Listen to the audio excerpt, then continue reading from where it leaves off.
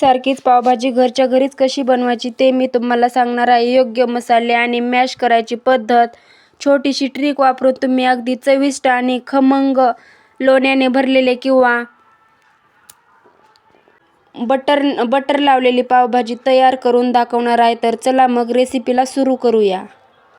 पावभाजी ही केवळ झटपट होणारी डिश नाही तर पौष्टिकाने भरलेली संपूर्ण जेवणाची उत्तम अशी ही अनुभूती आहे. तर इथे पाहू शकता बटाटा, कांदा, आलं, बीट, लसूण, फुलकोबी, टोमॅटो, वाटाणा आणि शिमला मिर्च मी सगळं 2-2 किलो घेतलेलं आहे. कारण ही 50 ते 60 माणसांची एवढ्यांची पावभाजी आहे. तर पाहू शकता फायनली मी सर्व साहित्य चिरून घेतलेले आहेत भाज्या. तर लगेच मी ते चुलीवर बनवणार आहे पावभाजी आणि लगेच मी चुलीला पेटू घालून लगेच चुलीवरती मोठं पातेलं ठेवून सर्व भाज्या मी शिजायला टाकलेल्या आहेत पाहू शकता. आणि आपल्या भाज्यांचा कलर तर पाहू शकता कसला जबरदस्त असं सुटलेला आहे. आणि लगेच अर्धा तास झाल्यानंतर आपल्या भाज्या कसल्या मस्त अशा शिजलेल्या आहेत. आणि शिजल्या की लगेच मी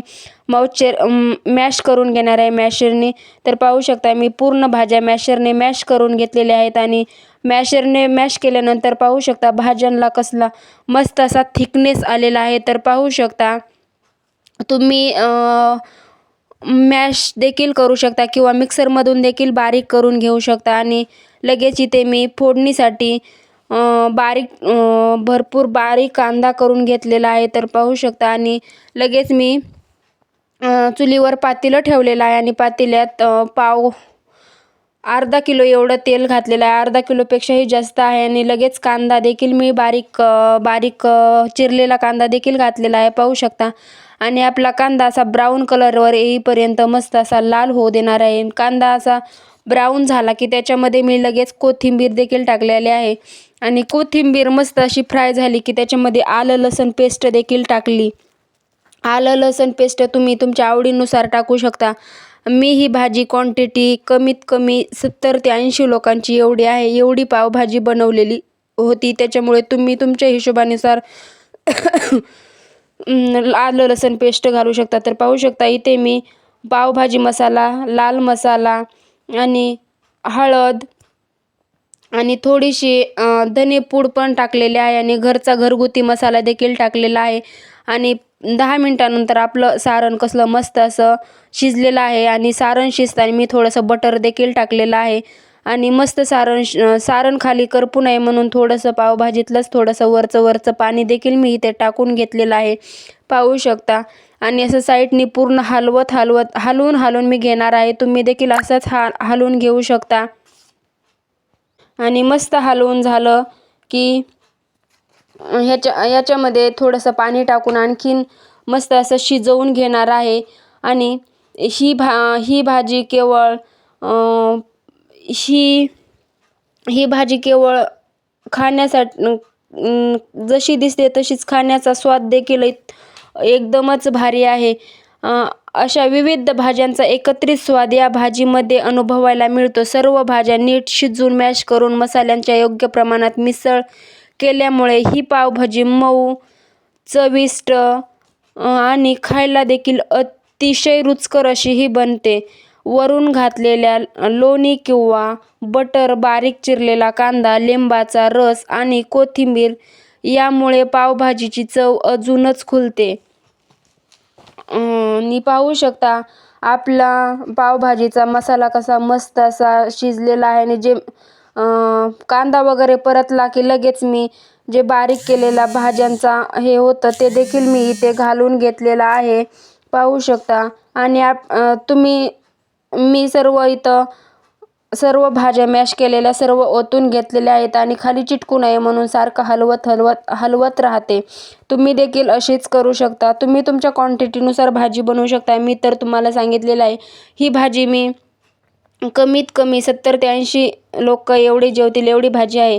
घरच्या घरीच बनवलेली ही पावभाजी ही पावभाजी हॉटेलसारखी नाही तर कधी त्याहूनही जास्त चविष्ट लागते. स्वच्छ ताज्या भाज्यांचा वापर आणि आपल्या आवडीनुसार तिखट मसाल्यांचे प्रमाण ठरवता येते ठरवता येत असल्यामुळे ही रेसिपी सगळ्यांनाच आवडते. लहानांपासून मोठ्यांपर्यंत सगळ्यांची पहिली पसंती असलेली पावभाजी. पार्टी, वाढदिवस किंवा वीकेंड स्पेशल किंवा अचानक आलेले पाहुणे, तरीही तुम्ही ही पावभाजी झटपट आणि परफेक्ट अशी ही डिश बनवता येते. तर पाहू शकता मी सर्व इथे मॅश केलेल्या भाज्या टाकून घेतलेल्या आहेत आणि टाकल्यानंतर अर्धा तास एवढा वेळ मी ही सर्व शिजवून घेणार आहे. तर पाहू शकता फायनली आपल्या पावभाजीला कसला मस्त असा थिकनेस आलेला आहे. आणि तुम्ही जेवढी घट्ट आणि पातळ पाहिजे तेवढ्या क्वांटिटीनुसार तुम्ही याच्यामध्ये पाणी घालू शकता. आम्हाला तर जास्त म्हणजे घट्ट आणि जास्त पातळ नव्हती बनवायची, म्हणून आम्ही जरा हेच थिकमध्येच बनवलेले आहे. आणि पाहू शकता कसला मस्त असा जबरदस्त टेक्स्चर आलेला आहे. आणि ही चुलीवर बनवलेली आहे, त्याच्यामुळे याची चव तर एकच नंबर आहे. आम्ही 31 डिसेंबर दिवशी ही पावभाजी बनवलेली होती. तुम्ही देखील कधीही बनवून खाऊ शकता. आणि ही सर्व माझ्या मैत्रिणींनी मला हेल्प केलेली होती. आणि ही पावभाजी खायला तर एवढी जबरदस्त अशी टेस्ट झाली होती ना, याची खूपच भारी झालेली होती. आणि होऊ शकता आपली भाजी मस्त असं शिजतच आलेली आहे. आणि जाळ म्हणजे खूप माणसांची भाजी होती, त्याच्यामुळे जास्त वेळ लागलेला आहे शिजायला. आणि बटर देखील वरून टाकून घेतलेला आहे, पाहू शकता. आणि गरमागरम भाजी अतिशय लोकप्रिय ही गरमागरम लोण्याने किंवा बटरने माखलेली भाजी आणि तव्यावर खरपूस भाजलेला पाव यांची जोडी यालाच म्हणतात पावभाजी. आज आपल्या घराघरात किंवा हॉटेलमध्ये आणि आपल्या घराघरांमध्ये देखील हे रंगीबिरंगी भाज्या, खास पावभाजी मसाला आणि बटर किंवा लोणी लावल्यामुळे पावभाजीला एक अशी वेगळीच चव येते. तर पाहू शकता फायनली आपली भाजी तयार झालेली आहे. आणि इथे पाहू शकता अर्धा तासानंतर आपली पावभाजी खाण्यासाठी रेडी आहे. आणि लगेच मी वरतून कोथिंबीर देखील थोडीशी टाकून घेणार आहे. आणि लगेच आपली पावभाजी झालेली आहे खाण्यासारखी. तर माझी रेसिपीज कोणाकोणाला आवडतात त्यांनी कुक बाय अश्विनी या यूट्यूब चॅनलला नक्कीच सबस्क्राईब करा. आणि माझ्या रेसिपीज देखील कोणाकोणाला आवडत असतील त्यांनी देखील मला सबस्क्राईब करायला विसरू नका. तर इथे पाहू शकता फायनली हलवून झाल्यानंतर आपली भाजी अर्धा ते पाऊण तास शिजायला लागलेलं होतं. आणि फायनली आपली भाजी शिजलेली आहे. आणि कलर तर पाहू शकता, बीटमुळे याला कलर अतिशय असा उत्तम असाही कलर आलेला आहे. आणि लगेच त्याच्यासोबत कांदा, काकडी आणि इथे पाहू शकता लिंबू देखील आम्ही चिरून घेतलेला आहे.